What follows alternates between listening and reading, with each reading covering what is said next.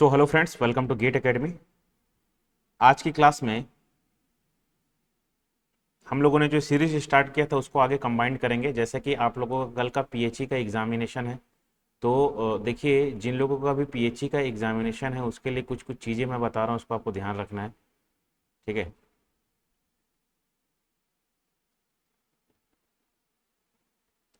देखो ये इसका एग्ज़ाम है, ये सारी चीज़ें तो मैं आप लोगों को एक सेकेंड,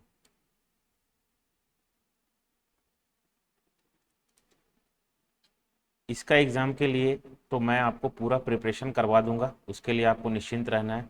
बट क्या है ना, प्रॉब्लम है इस एग्ज़ाम का, क्योंकि इसमें हमको डायलेमा में था कि इंजीनियरिंग वालों को अलाउ करता है कि नहीं करता है इसमें, तो इसके कारण इसको स्टार्ट करने में हम लोग को थोड़ा लेट हो गया। बट कुछ चीज़ें मेरे को ध्यान रखना माय डियर फ्रेंड्स, जो चीज़ें मैं यहाँ पर आपको बता रहा हूँ इसमें पीएचई के एग्जामिनेशन में जो मैकेनिकल और इलेक्ट्रिकल वाले हैं, चाहे आप कोई भी ब्रांच वाले हो, मैकेनिकल इलेक्ट्रिकल वाले हो और इसके रिगार्डिंग आप देख सकते हैं कोई भी ब्रांच वाले हो, ठीक है, इसको आपको क्वेश्चंस को अटेम्प्ट कैसे करना है ध्यान से सुनना। इसको क्वेश्चंस को आपको अटेम्प्ट कैसे करना है इसको ध्यान से सुनना।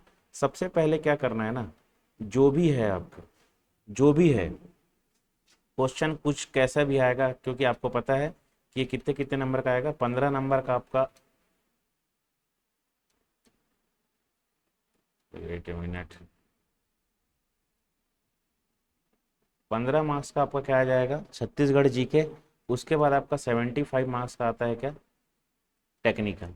तो सबसे पहले राउंड में इसको निपटा देना टेक्निकल को। दूसरे राउंड में आपको करना क्या है, जो भी दूसरा राउंड है उसमें आपको इस पे जाना है, और लास्ट में जो जाना है किसमें, ये पहला नॉन टेक रहेगा और जो लास्ट नॉन टेक रहेगा 10 नंबर का, उस पे जाना है। ठीक है, ये तो मैं आप लोगों को इसको अगर सही से आपको बताऊं तो इसमें आपको सबसे पहले टेक्निकल को अटेम्प्ट करना है, उन्हीं क्वेश्चंस को पहले अटेम्प्ट करना है टेक्निकल में। टेक्निकल में उन्हीं क्वेश्चंस को पहले अटेम्प्ट करना है जिसको एक बार में आप टच कर देते हो एक स्लॉट में। ठीक है, उसके बाद जो क्वेश्चन में आपको लग रहा है कि इसको सोचना पड़ेगा मेरे को, तो आपको क्या करना है, उसको आपको एक क्रॉस करके छोड़ना है, क्योंकि आपको उसको देखना है। उसके बाद जो क्वेश्चन को लग रहा है कि इसमें बहुत सोचना पड़ेगा, इसको कहीं पढ़े नहीं, उसको सिरे से खारिज कर देना, उसको बनाने की कोशिश मत करना। समझ में आ गया, ये वो क्वेश्चन है जो आपको गलत करवाएंगे और आपको एग्जाम में क्या है पीछे रैंक लेकर जाएंगे, तो इसको आपको क्या करना है, ध्यान देना है। ठीक है, तो ये सारी चीज़ें हैं। अब इसके बाद ध्यान से सुनिएगा, अगर इसमें जो इतनी सारी जो मैं आपको चीज़ें बताया उसमें अगर आप देखेंगे तो एक शॉट में 75 में आपको 40 to 45 क्वेश्चन बन जाएगा। दूसरे शॉट में अगर जाओगे तो आपको 10 to 15 क्वेश्चन बन जाएगा। समझ में आ गया। उसके बाद एक टफ रेंज का क्वेश्चंस होता है जिसमें कुछ फॉर्मूला रहेगा, जो न्यूमेरिकल देगा, उसको आपको बनाने का कोशिश करना है। बात समझ में आ गया। कुछ क्वेश्चन ऐसा लगे जिसको आप पढ़े ही नहीं हो कभी, तो उसको सीरियस खारिज कर देना। ठीक है, लेकिन जो टफ लगे, जिसको आपको टफ लगेगा या कुछ लगेगा, तो उस टाइप के क्वेश्चंस को आपको क्या करना है, बनाने की कोशिश करना है। ठीक है, देखो मॉडरेट लेवल के क्वेश्चन और टफ लेवल के क्वेश्चन यही आपको सिलेक्शन दिलाएंगे। जो इजी इजी वाले क्वेश्चन रहेंगे इसको गलत मत करना, एक भी क्वेश्चन को गलत मत करना। अगर इसको गलत कर दिया वहीं पे चीजें गड़बड़ हो गई। ये तो हो गया टेक्निकल की बातें। इस पूरे टेक्निकल को आपको 1 घंटा देना है। ठीक है, 2 घंटे का पेपर है तो 1 घंटा देखना है। उसके बाद दूसरा चीज होता है क्या, नॉन टेक। अब नॉन टेक में आप फंस गए कहाँ, छत्तीसगढ़ में। छत्तीसगढ़ में आपको जो लग रहा है जैसा बनाना है, आप जो प्रैक्टिस किए हैं उसके हिसाब से आपको बनाना है। बट मेरा सजेशन यही है कि इसमें जो चीज़ें आपको पता नहीं है, जो चीज़ें कन्फ्यूजन है, उसको मत ही मारो तो अच्छा है। हाँ, दो में कन्फ्यूजन है तो मारो। ब्लाइंडली तुक्का जो होता है ना, ब्लाइंडली तुक्का वो एकदम वर्जित है। ठीक है, ब्लाइंडली तुक्का जो है वो पूरी तरह से क्या है, वर्जित है मेरी क्लास में, मैं पहले ही बता रहा हूँ। उसके बाद जो तीसरा है जिसमें आपको इंडिया जीके रहेगा, करेंट अफेयर रहेगा। ठीक है, अगर आप इसको पढ़ लिए हो तो अच्छा बात है, नहीं पढ़े हो तो इसका रीजनिंग और एप्टीट्यूड को ज़रूर लगाना। इसके बाद आपको इसमें फिजिक्स के कुछ क्वेश्चन देखने को मिलेंगे। ठीक है, उसके बाद जियोग्राफी के कुछ क्वेश्चन देखने को मिलेंगे और केमिस्ट्री के कुछ क्वेश्चन देखने को मिलेंगे। ठीक है, तो उसको आप, ऐसा नहीं कि आप पढ़े हो वही आएगा, ये कुछ भी दे सकता है उठा के 10वीं क्लास तक, तो उसको अपने हिसाब से बनाना है आपको। ठीक है, क्योंकि इसमें आपको मैक्सिमम अगर 10 नंबर का क्वेश्चन है यहाँ पे, तो मैक्सिमम मैं सोचता हूँ कि 7 से 8 क्वेश्चन ऐसा रहेगा जो आपसे बन जाना चाहिए, क्योंकि एकदम व्यवहारिक ज्ञान से रिलेटेड क्वेश्चन पूछेगा, एकदम व्यवहारिक ज्ञान से रिलेटेड क्वेश्चन पूछेगा जो आपको जो होता है आता है, ठीक है, जो आपको क्या है बहुत अच्छे से आता है, तो उस टाइप के क्वेश्चन को आपको क्या करेगा, ये पूछेगा। तो ये रहा आपका स्ट्रेटजी प्लान। इसमें कितना नंबर प्लान करना है सर, तो मैक्सिमम जितना भी हो सके उतना प्लान करना है, ठीक है। मैं ये नहीं बोलूंगा कि पहले से ही 90 नंबर लाना है, 80 नंबर लाना है, 100 नंबर लाना है, ठीक है। इसमें जितना आपका मैक्सिमम नंबर हो सके वो सारे नंबर को क्या करना है, इस पे लेकर आना है, ठीक है। तो ये आपका क्या है, full content for the selection के लिए, ठीक है। तो पीएचई आज के लिए रहेगा, उसके बाद जब जब भी हम जो है इसमें वो करेंगे तो हमारा पीडब्ल्यूडी और डब्ल्यूआरडी के इसमें क्वेश्चंस रहेंगे, ठीक है। अब देखिए इसका जो कोर्स है 777 में अवेलेबल है, ठीक है। एकदम रिकॉर्डेड कोर्स आपको दिया जाएगा, एकदम ज़्यादा रिकॉर्डेड कोर्स आपको दिया जाएगा, बहुत बेहतरीन क्वालिटी का, एचडी क्वालिटी का ये आपको कोर्स एट ए टाइम स्मार्ट बोर्ड वाला सारा चीज़ आपको प्रोवाइड कर दिया जाएगा। इससे क्या है, आप तरह तरह से क्वेश्चंस को डील कर सकते हैं, ठीक है। देखिए सिलेबस क्या सर चेंज होगा, क्या सिलेबस सर चेंज नहीं होगा, अगर 100% सिलेबस है तो अगर चेंज भी हुआ किसके लिए, पीडब्ल्यूडी और डब्ल्यूआरडी के लिए, डब्ल्यूआरडी के लिए, तो ये माय डियर फ्रेंड्स ये चेंज भी हुआ तो कितना चेंज होगा, ठीक है, 5% टू 10% ही चेंज होगा, बाकी 90% जो होता है आप सिलेबस आप पहले ही कवर कर चुके रहोगे। तो इसका आपको ध्यान रखना है, वेरी इंपॉर्टेंट थिंग्स आपके एग्जाम के पॉइंट ऑफ व्यू से, इसको आपको समझना है, ध्यान से समझना है, ठीक है, ये चीज़ें इंपॉर्टेंट है, ठीक है। तो ये सारी चीज़ें हो गई। अब देखिए 777 कोई ज़्यादा प्राइस नहीं है, इसको आप इजीली अवॉइड कर सकते हो क्योंकि ये बहुत लंबा सिलेबस है, तो उसके अकॉर्डिंग ये कोर्स को बनाया गया है। देखिए hand book for the mechanical engineering E book, hand book for the mechanical engineering of the E book, ये मेरा फेवरेट है, जिसमें 222 रुपीज़ में कॉन्सेप्ट थ्योरी और फार्मूला, कॉन्सेप्ट थ्योरी और फार्मूला से रिलेटेड जो यूजफुल किसके लिए, गेट के लिए, पीएसयू के लिए और कॉम्पिटिटिव एग्जाम के लिए, ठीक है। कॉम्पिटिटिव एग्जाम के लिए ये क्या है, यूजफुल है। इसका जो है, इसका जो प्राइस रखा गया है 222 में रखा गया है, ये पीडीएफ लेवल पे आपको प्रोवाइड किया जाता है। ये जो है कलर्ड फॉर्म में रहेगा, ये जो सारी चीज़ें आपको दिखाई जाएगी ये किस में रहेगा, कलर्ड फॉर्म में, ठीक है। तो आप इसको परचेस कीजिए, आप देखोगे कि आप इसको लैपटॉप मोबाइल कहीं पर भी रख सकते हो, ठीक है। नोट्स बनाने का इसमें ज़रूरत नहीं है, प्रिंट आउट निकलवाओ, सब्जेक्ट पढ़ो, उस सब्जेक्ट से रिलेटेड ये सारे की पॉइंट्स लिखे होंगे इसमें, जो खाली आपको आपके दिमाग में भरना है, और इसमें आपको क्या है चीज़ें जो होता है इजीली सॉल्व होगी, चाहे वो थ्योरी रहे चाहे वो न्यूमेरिकल रहे, तो इसको आपको क्या करना है, ध्यान रखना है, ठीक है।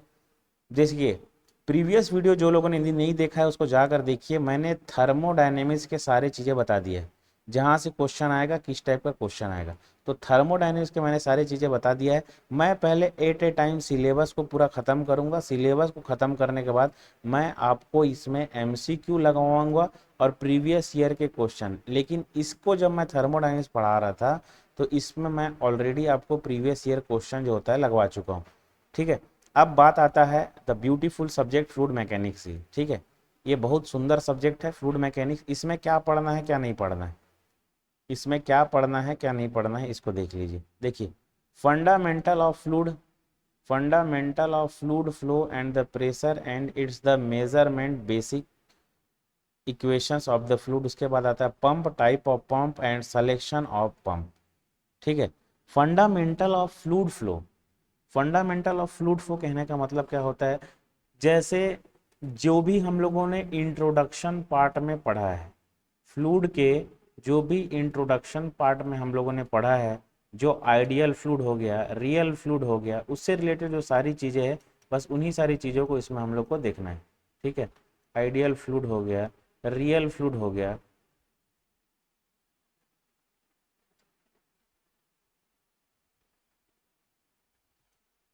ठीक है। तो ये आपको क्या करना है, देखना है, ठीक। अब जो जो चीज़ें मैं यहाँ पर कॉन्सेप्चुअल लिखूंगा वो आपको ध्यान रखना चाहिए, क्योंकि इसमें fundamental of fluid flow and the pressure and it's measuring में बेसिक इक्वेशन ऑफ फ्लूइड, तो कहने का मतलब ये फ्लूइड काइनेमेटिक्स भी है क्योंकि इसमें भी इक्वेशन है, काइनेमेटिक्स भी है और फ्लूइड डायनेमिक्स भी है, फ्लूइड डायनेमिक्स भी है और फ्लूइड डायनेमिक्स के बाद यहाँ पर फ्लूइड स्टैटिक भी है। क्या है? फ्लूइड स्टैटिक्स भी है। ठीक है, तो इसको आपको क्या करना है, ध्यान रखना है। देखिए, सबसे पहला चीज फ्लूइड, सबसे पहला चीज फ्लूइड। अगर इस फ्लूइड को डिफाइन करोगे तो कैसे कर सकते हो? ठीक है, फ्लूइड को अगर मुझे डिफाइन करना पड़ गया तो फ्लूइड को आप डिफाइन कैसे करोगे? ये जो स्कूल लेवल में तुम लोग फॉर्मूला आप लोग पढ़ के आए हो, क्या? Which have tendency to flow, which have tendency to flow, ये एक फ्लूइड होता है। लेकिन ये क्या है, ये तो स्कूल लेवल का फॉर्मूला है। बट अगर हम फ्लूइड के डेफिनेशन करेंगे तो इसको हम इजीली बोल सकते हैं कि which have continuously deformation, which have continuously deformation, continuously deformation, substance which have continuously deformation, उसको हम लोग क्या बोलते हैं, फ्लूइड बोलते हैं। अब ध्यान सुनिएगा, ये क्या है, सॉलिड है। ठीक है, सॉलिड। सॉलिड के बाद यहाँ पे हमको क्या समझ में आता है, ये है सॉलिड, और ये क्या समझ में आता है हमको, सपोज ये लिक्विड है। ठीक है, ये लिक्विड है, इसको मैं क्या करती हूँ, ये ड्रम में नहीं है ना, बस एक लिक्विड का क्या है, एक एलिमेंट है। ठीक है, इसको आप ड्रम नहीं समझना, वो ड्रम मैं बना दिया हूँ। जैसे ही मैं क्या करता हूँ, इसमें डिस्टर्बिंग फोर्स अप्लाई करता हूँ, जैसे ही मैं क्या करता हूँ, डिस्टर्बिंग फोर्स अप्लाई करता हूँ, ये ऐसे हो जाएगा, ये ऐसे हो जाएगा। ठीक है, अगर सपोज ये फ्लूइड है, कोई पानी ही है समझ जाओ, तो क्या हो जाएगा, कंटिन्यूअसली डिफॉर्मेशन है, वो कंटिन्यूअसली डिफॉर्मेशन है। सॉलिड के केस में क्या होता है, एक यहाँ पर आके क्या हो जाता है, वो रुक जाता है। सॉलिड के केस में क्या आता है, एक यहाँ पर आएगा, ये देखो ये रुक जाएगा। ठीक है, ये हो गया क्या आपका सॉलिड, सॉलिड। ठीक है, तो इसको आपको ध्यान रखना है।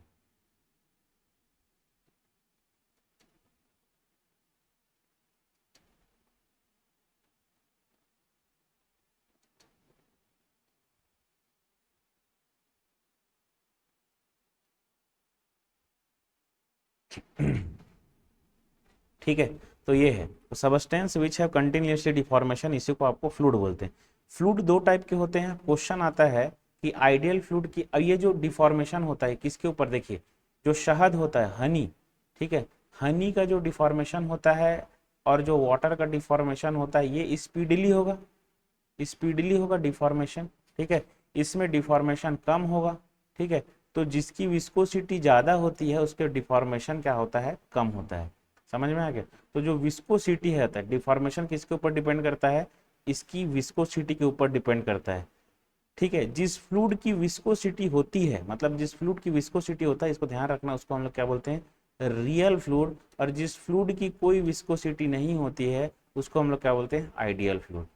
जिस फ्लूइड की विस्कोसिटी होती है उसको हम लोग क्या बोलते हैं, रियल फ्लूइड। जिस फ्लूइड की विस्कोसिटी सॉरी होती है उसको रियल फ्लूइड, जिसकी विस्कोसिटी नहीं होती है आइडियल फ्लूइड। अगर आइडियल फ्लूइड नहीं होता है तो शियर स्ट्रेस क्या होता है, इसमें अवेलेबल नहीं होता। ये क्वेश्चन आया हुआ है। ठीक है, तो ये सारी चीज़ें इसको आपको ध्यान रखना है। उसके बाद देखिए, स्पेसिफिक वेट, नहीं, इसको आइडियल फ्लूइड को ही देखते हैं, एक मिनट, एक क्वेश्चन है। देखिए, आइडियल फ्लूइड, अब आइडियल फ्लूइड की बात करूं, ideal fluid has no surface tension. ठीक है, इसमें आइडियल फ्लूइड का जो होता है सरफेस टेंशन भी है, कहता है नहीं होता है।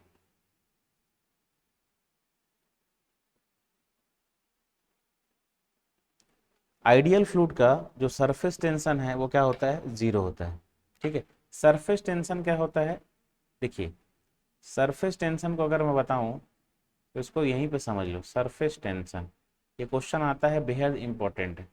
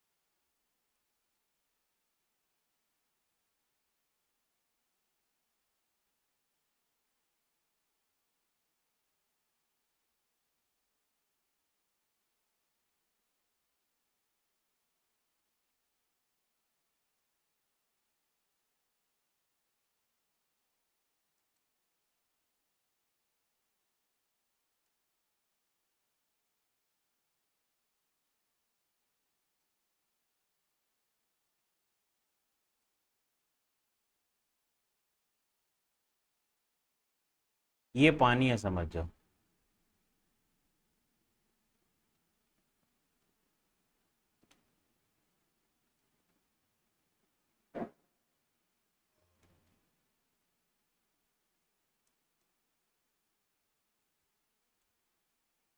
ठीक है,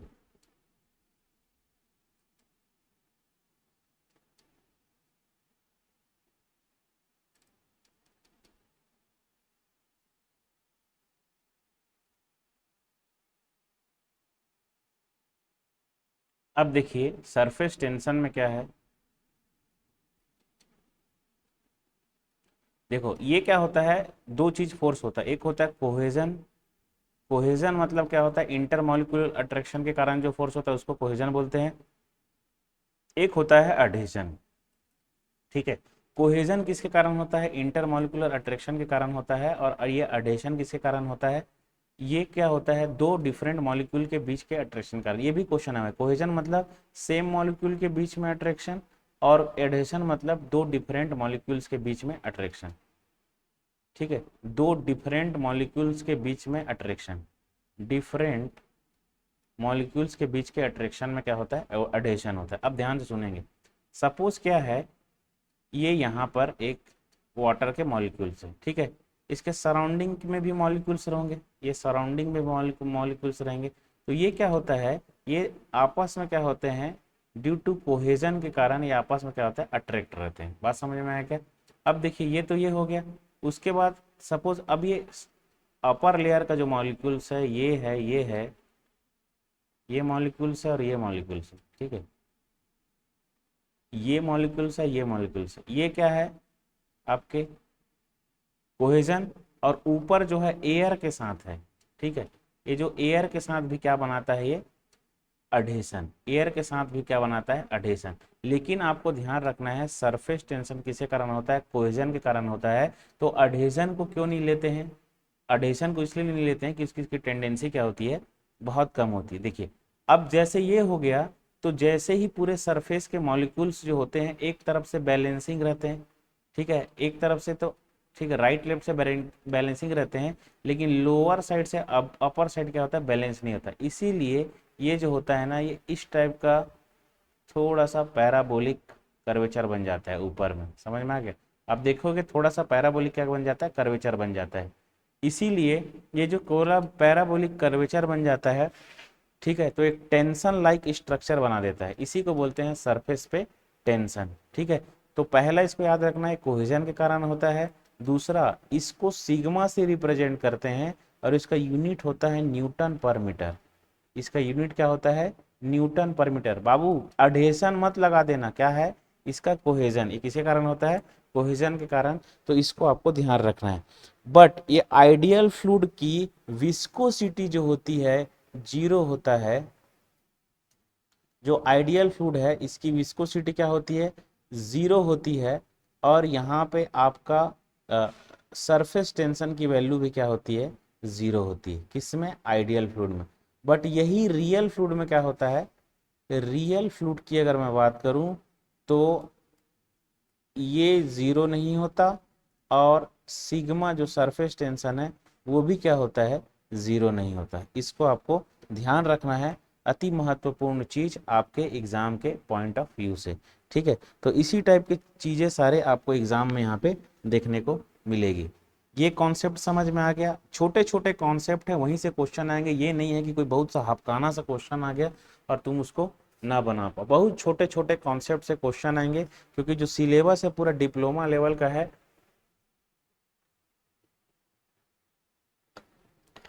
इसमें आप उल्टे सीधे चीजों को पढ़ने का बिल्कुल भी कोशिश मत करना, समझ में आ गया। उल्टे सीधे चीजों को पढ़ने का आपको बिल्कुल भी कोशिश नहीं करना है। अब सेकंड देखिए, देखिए स्पेसिफिक वेट, स्पेसिफिक वॉल्यूम और स्पेसिफिक ग्रेविटी। स्पेसिफिक वेट, ये सब क्वेश्चन आया हुआ है। स्पेसिफिक वेट, स्पेसिफिक वेट क्या होता है, वेट अपॉन वॉल्यूम। ठीक है, या इसी को बोलते हैं क्या, वेट डेंसिटी, या इसी को हम लोग क्या बोलते हैं, वेट डेंसिटी। ठीक है, वेट डेंसिटी। अब देखिए ये जो वेट है स्मॉल w, ये इज इक्वल टू क्या होता है, weight upon volume. Specific weight is equal to क्या होता है, वेट अपॉन वॉल्यूम। ठीक है। इसका जो यूनिट होता है न्यूटन पर मीटर क्यूब होता है। इसका जो यूनिट होता है न्यूटन पर मीटर क्यूब होता है, ऐसा यूनिट। ठीक है। अब देखिए स्पेसिफिक वेट ऑफ वाटर क्या होता है, स्पेसिफिक वेट ऑफ वाटर क्या होता है,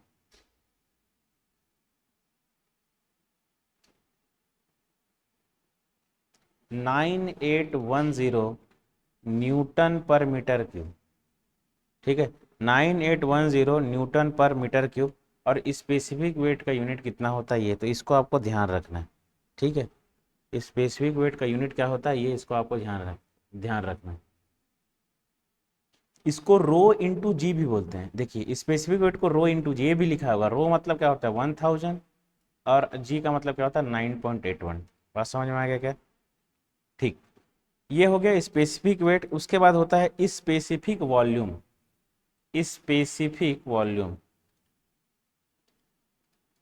जो जो यहाँ पर टर्म लिख रहा हूं उसको ध्यान से लिखेंगे। स्पेसिफिक क्या है, वॉल्यूम।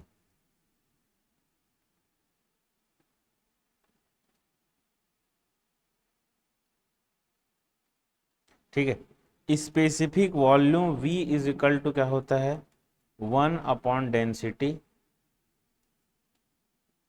इज इक्वल टू 1/रो। 1/रो। बात समझ में आ गया क्या? तो specific weight of water, specific volume of water कितना होता है, डेंसिटी ऑफ वाटर कितना 1000, तो इसको 1000 से मल्टीप्लाई कर दो तो कितना होता है 0.001, 0.001 मीटर क्यूब पर केजी।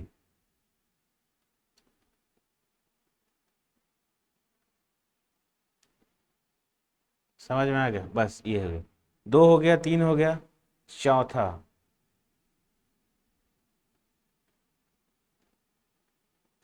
चौथा स्पेसिफिक ग्रेविटी और रिलेटिव डेंसिटी। स्पेसिफिक ग्रेविटी और रिलेटिव डेंसिटी। स्पेसिफिक ग्रेविटी और रिलेटिव डेंसिटी।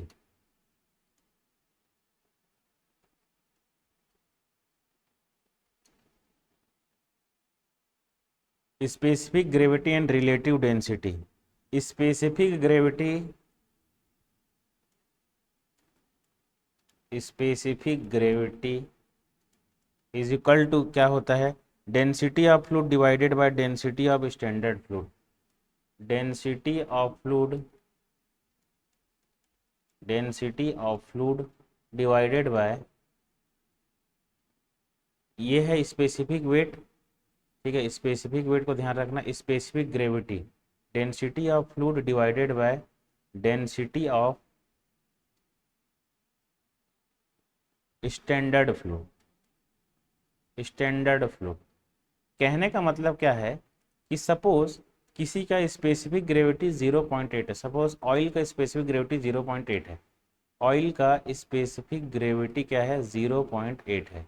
ठीक है, तो इसी में अगर हमको क्वेश्चन पूछ देता है कि डेंसिटी ऑफ ऑयल क्या होता है, क्या होता है डेंसिटी ऑफ ऑयल क्या होता है, तो specific gravity, specific gravity 0.8 is equal to density of fluid क्या हो जाएगा 1000 sorry, density of fluid, density of fluid किसके बारे में हमको जानना है, ऑयल के बारे में जानना है। और डेंसिटी ऑफ स्टैंडर्ड फ्लूड क्या लेते हैं हम लोग, वाटर। तो वाटर का डेंसिटी कितना होता है 1000, तो डेंसिटी ऑफ ऑयल कितना हो जाएगा 800। ठीक है, ये क्वेश्चन आ गया है, वेरी इंपॉर्टेंट क्वेश्चन आपके एग्जाम के पॉइंट ऑफ व्यू से। ठीक है, तो इसको आपको क्या करना है, ध्यान रखना है।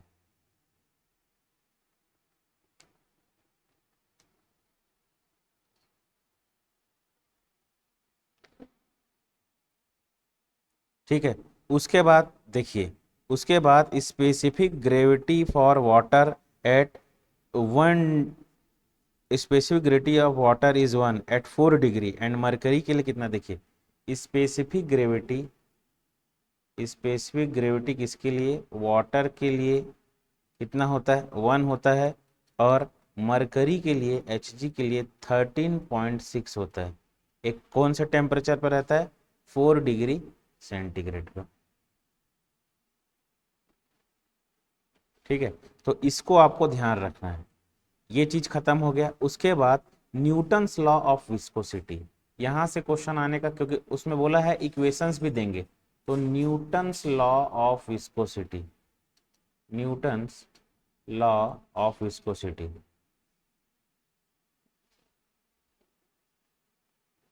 न्यूटन्स लॉ ऑफ विस्कोसिटी क्या बोलता है कि shear stress is directly proportional to velocity gradient और rate of shear strain, rate of shear strain.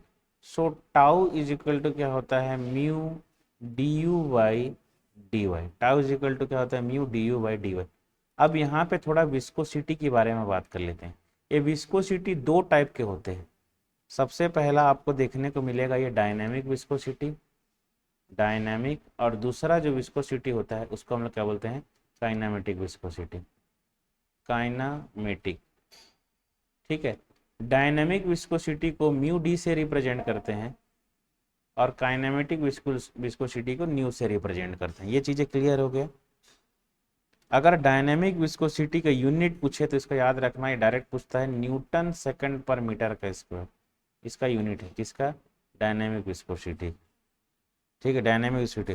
Kinematic viscosity का यूनिट क्या है, डायनेमिक विस्कोसिटी, काइनेमेटिक विस्कोसिटी का यूनिट क्या है, dynamic viscosity divided by mass density, dynamic viscosity divided by density. Water का density याद रख लेना 1000, बस ये है, इसको याद रखना।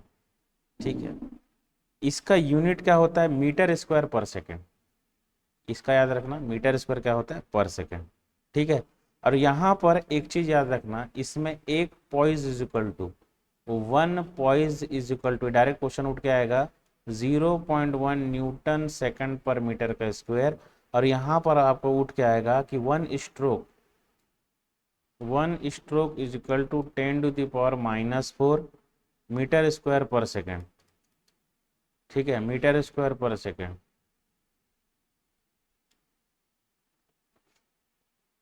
मीटर स्क्वायर पर सेकेंड। ठीक है, तो इसको आपको ध्यान रखना है। From for Newtonian fluid coefficient of viscosity remain constant. तो यहाँ पे जो हम विस्कोसिटी लगाए हैं वो क्या होता है, ये mu dynamic viscosity is equal to d u by d y. समझ में आ गया। तो यहाँ पर ठीक है, यहाँ पे जो था the for Newtonian fluid,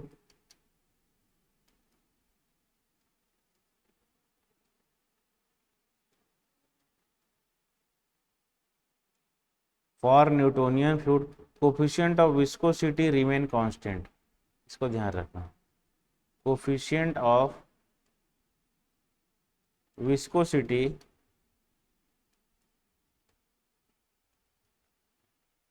remain constant.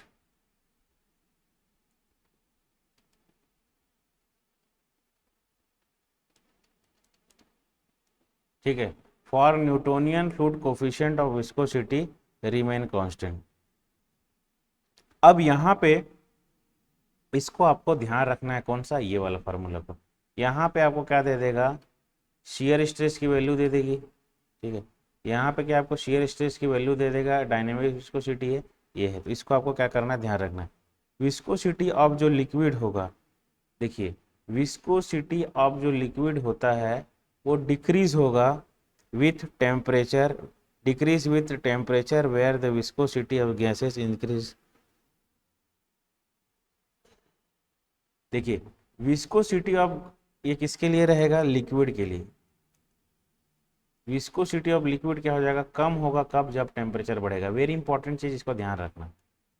लेकिन जब यही टेम्परेचर बढ़ेगा, तब यही टेम्परेचर बढ़ेगा तो गैसेस में क्या होता है, विस्कोसिटी क्या हो जाएगा, गैसेस में इंक्रीज हो जाएगा। तो गैसेस में क्या होगा, ये विस्कोसिटी इंक्रीज हो जाएगा। इसको ध्यान रखना है। ठीक है,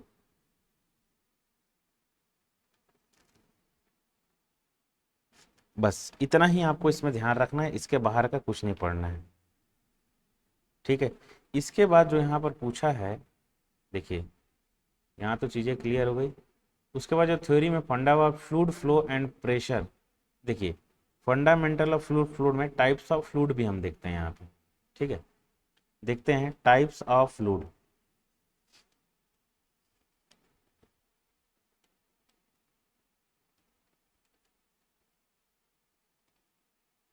ठीक है, अब देखिए टाइप्स ऑफ फ्लूइड कितने टाइप के होते हैं। एक होता है जो न्यूटन्स लॉ ऑफ विस्कोसिटी, मतलब tau is equal to mu d u by d y, इसको जो फॉलो करता है उसको हम लोग क्या बोलते हैं, न्यूटोनियन फ्लूइड। Newtonian fluid.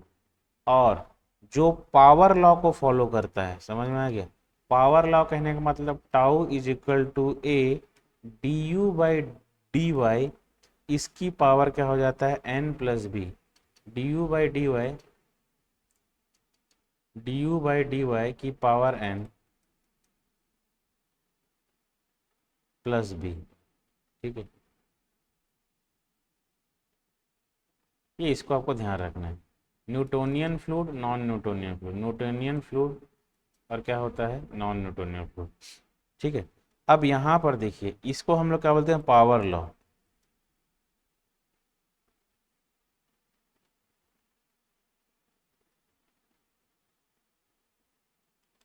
ठीक है, पावर लॉ। अब देखिए, और जो फॉलो नहीं करता मतलब जो भी नॉन न्यूटोनियन फ्लूइड है, आगे मैं बताता हूँ उसको नॉन न्यूटोनियन फ्लूइड किसको बोलते हैं। नॉन न्यूटोनियन फ्लूइड जो किसको, न्यूटन्स लॉ ऑफ विस्कोसिटी को फॉलो नहीं करता उसी को नॉन न्यूटोनियन फ्लूइड बोलते हैं। अब देखिए, अब आपको ना एक डायग्राम बना के मैं बता रहा हूँ।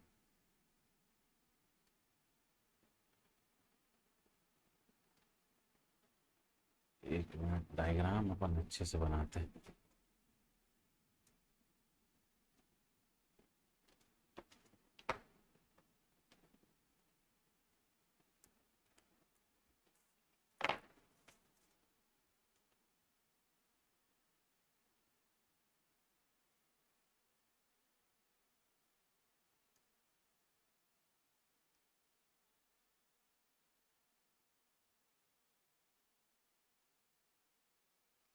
ठीक है, अब ध्यान से सुनना।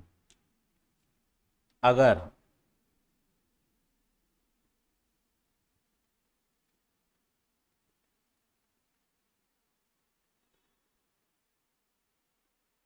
ये जो है इसको हम क्या बोलते हैं, न्यूटोनियन फ्लूइड। ये जो फ्लूइड है ना इसी को हम लोग क्या बोलते हैं, एक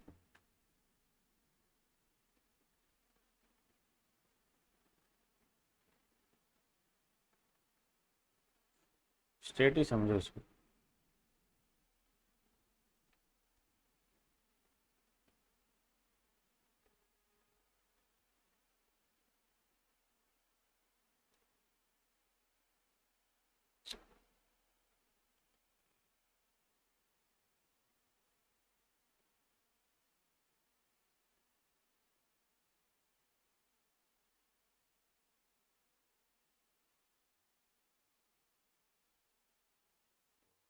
वेट अ मिनट।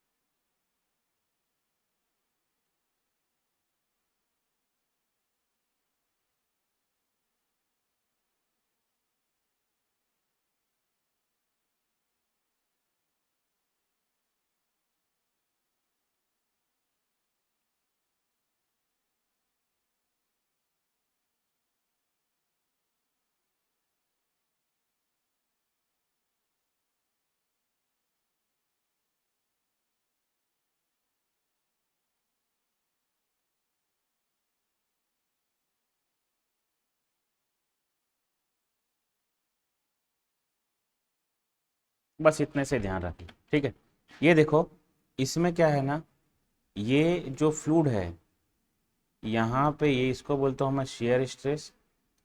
ठीक है, इसको मैं क्या बोलता हूँ शेयर स्ट्रेस, इसको हाँ सही है। शियर स्ट्रेस, और ये जो होता है क्या होता है आपका शियर स्ट्रेन। ठीक है, तो न्यूटन्स लॉ ऑफ विस्कोसिटी क्या बोलते हैं, शियर स्ट्रेस इज डायरेक्ट, ऐसे लिखा हुआ आएगा, shear stress is directly proportional, shear stress is directly proportional to rate of shear strain, directly proportional to rate of shear strain। ठीक है, तो इसको आपको ध्यान रखना है, shear stress is directly proportional to क्या होता है, rate of shear strain।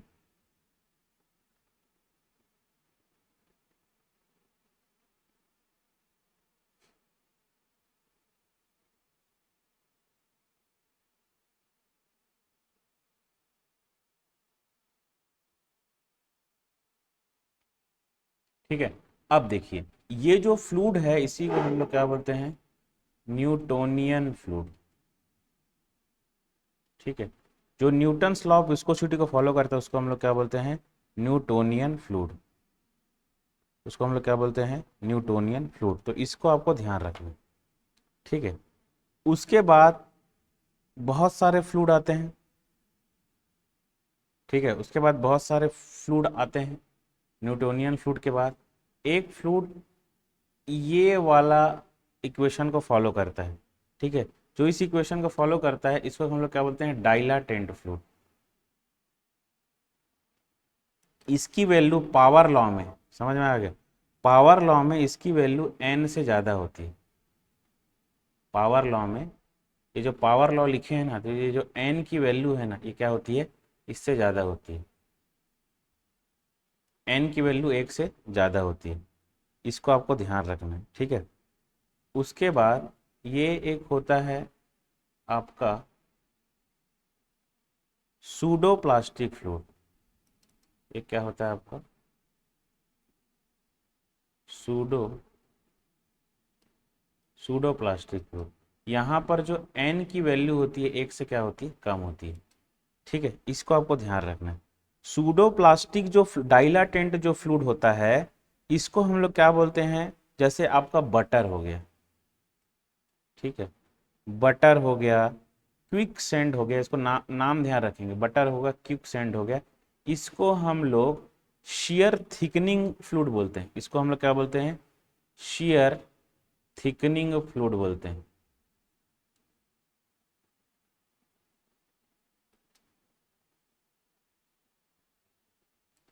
Shear thickening fluid बोलते हैं।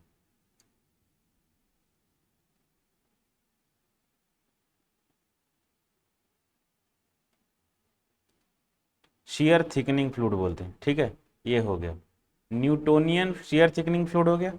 क्योंकि एक समय के बाद क्या होता है, ये ना हार्ड होते जाता है, बटर हो गया, क्विक सैंड हो गया, क्या होता है, हार्ड होते जाता है। इसको ध्यान रखना। एक होता है सूडो प्लास्टिक फ्लूइड। जो सूडो प्लास्टिक फ्लूइड होता है इसमें जो एन की वैल्यू होती है 1 से कम होती है। सूडो प्लास्टिक फ्लूइड में एन की वैल्यू 1 से कम होती है। जैसे पेपर पल्प रबर, जैसे पेपर पल्प और rubber, paper pulp rubber.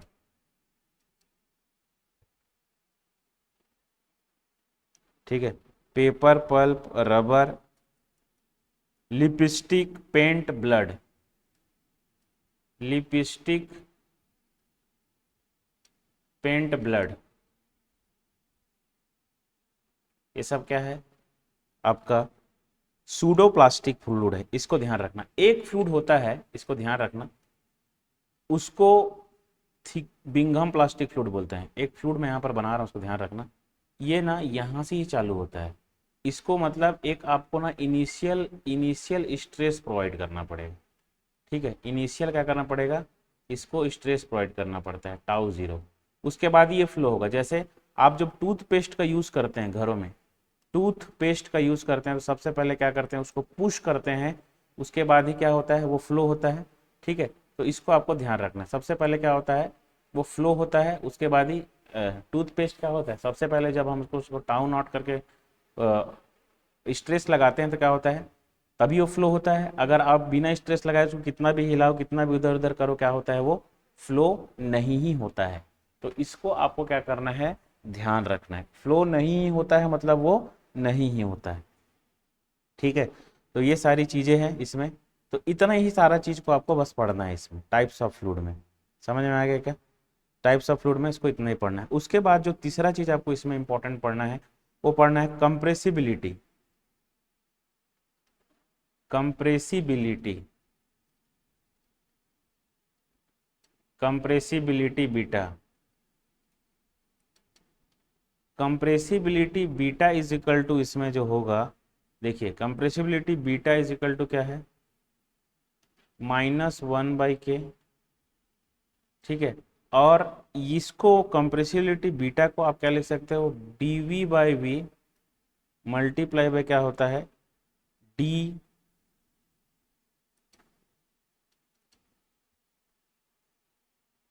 dP। ठीक है, अब ये d ρ/ρ ये क्या होता है, dP। इसको आपको ध्यान रखना है। ठीक है, इसको आपको क्या करना है, ध्यान रखना है, वेरी।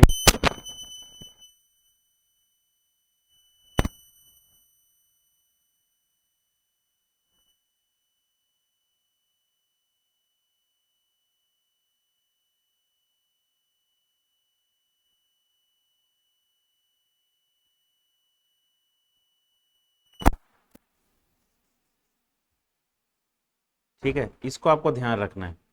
अब देखिए यहाँ पे क्वेश्चन आपका कैसे आएगा, बल्क मॉडुलस। जब बल्क मॉडुलस इंक्रीज होगा तो वॉल्यूम क्या होगा, डिफरेंस ऑफ वॉल्यूम क्या होगा, इंक्रीज होगा। ये प्रेशर क्या होगा, डिक्रीज होगा। समझ में आ गया क्या? इसको आपको क्या करना है, ध्यान रखना है। वेरी इंपॉर्टेंट थिंग्स आपके एग्जाम के पॉइंट ऑफ व्यू से।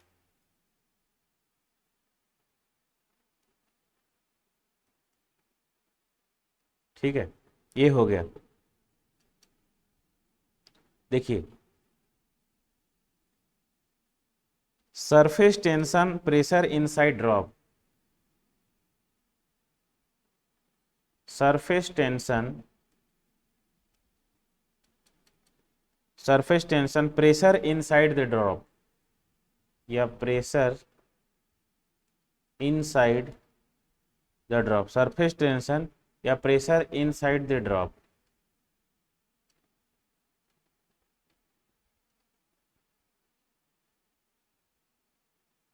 ठीक है, दूसरा चीज excess pressure inside the drop. देखो, देखिए इसमें ड्रॉप भी देखेंगे, बबल भी देखेंगे, ड्रॉप, बबल, और क्या देखेंगे इसमें, जेट। ठीक है, ये तीनों का फॉर्मूला को बस याद रखना। अब देखिए excess pressure in inside the drop, inside drop कहने का मतलब, इनसाइड ड्रॉप कहने का मतलब क्या था, सॉलिड लाइक स्फेयर। ये क्या था आपका, सॉलिड लाइक स्फेयर। तो ड्रॉप को आप क्या बोल सकते हो, pressure is equal to 4σ/d। Drop is equal to क्या, pressure is equal to 4σ/d। दूसरा प्रेशर इनसाइड बबल, दूसरा pressure inside bubble,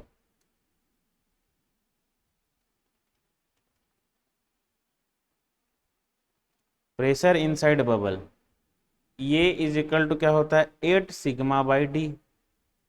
pressure is equal to क्या होता है, 8σ/d।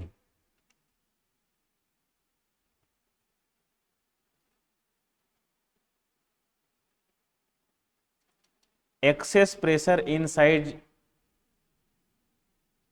Access pressure inside jet, access pressure inside jet. तो pressure is equal to क्या होता है, 2σ/d। तो इन बस तीनों चीजों को आपको ध्यान रखना है। ठीक है, ये जो चीजें है जो मैंने आपको बताया, यहाँ पे सिग्मा क्या है, सिग्मा क्या है यहाँ पे, सरफेस टेंशन, प्रेस क्या है, प्रेशर डिफरेंस, और डी क्या है, बबल का डायमीटर, बबल डाया।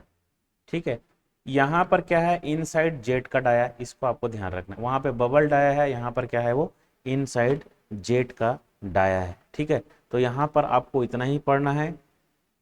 ये जो चीजें होता है, अब यहाँ पे कुछ कुछ पॉइंट लिख रहे हैं उसको ध्यान रखें, ये कोहेजन के द्वारा भी होता है, कोहेजन ओनली, पहला चीज।